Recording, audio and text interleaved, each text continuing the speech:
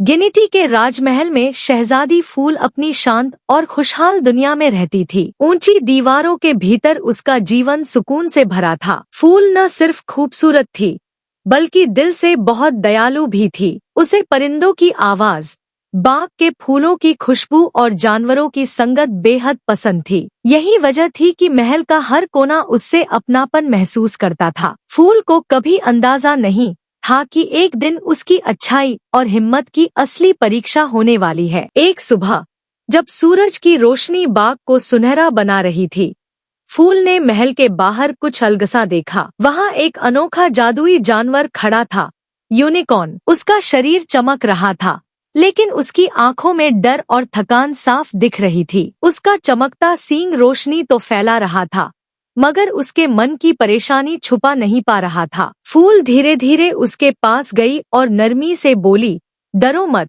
मैं तुम्हारी मदद करूंगी। यूनिकॉर्न ने उसकी तरफ देखा। उसकी आंखों में भरोसा और चिंता दोनों थे। फूल समझ गई कि यह जानवर रास्ता भटक गया है। उसने तुरंत महल के जादूगर को बुलाया, जो जानवरों की भाषा समझता था। जादूगर ने बताया कि यूनिकॉर्न अपने झुंड से बिछड़ गया है और अगर उसे जल्द उसके जादुई जंगल तक न पहुंचाया गया तो वह कमजोर पड़ जाएगा। फूल ने बिना देर किए साथ चलने का फैसला कर लिया। सफर आसान नहीं था। जंगल घना था, रास्ते मुश्किल थे और हर कदम पर खतरा छुपा था। फिर भी फूल हर पल यूनिकॉर्न से बातें करती रही, उसका डर कम करती रही और उसे हिम्मत देती रही। यूनिकॉर्न भी धीरे धीरे उस पर भरोसा करने लगा। रास्ते में उन्हें कई चुनौतियों का सामना करना पड़ा। एक बार उन्हें एक ताकतवर जादुई नदी पार करनी पड़ी। फूल ने साहस दिखाया और सुरक्षित तरीके से नदी पार कर ली। दूसरी बार वे एक उलझे हुए जंगल में रास्ता भटक गए,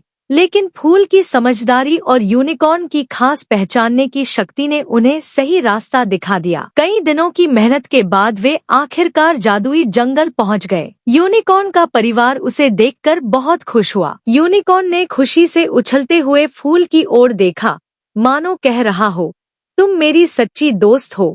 फूल जब महल लौटी तो माहौल बदला हुआ था। महल में सन्नाटा था। उसके पिता राजा अब इस दुनिया में नहीं रहे थे। हर तरफ दुख था। उसकी सौतेली माँ सबसे ज्यादा रोती दिखाई दे रही थी।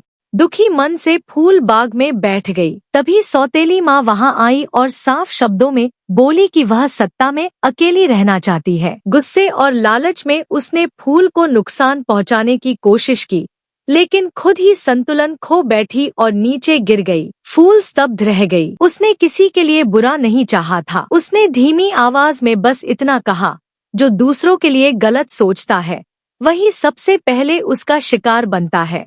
इसके बाद फूल महल लौटी। लोगों ने उसका साथ दिया और उसे अकेला नहीं छोड़ा। समय के साथ उसने अपने पिता की जिम्मेदारियां संभालनी शुरू कर दी और राज्य को प्रेम और समझदारी से चलाया। यह कहानी हमें याद दिलाती है कि नफरत और जलन अंत में खुद को ही नुकसान पहुंचाती है, जबकि दया, सच्चाई और इंसानियत हमेशा सही रास्ता दिखाती है।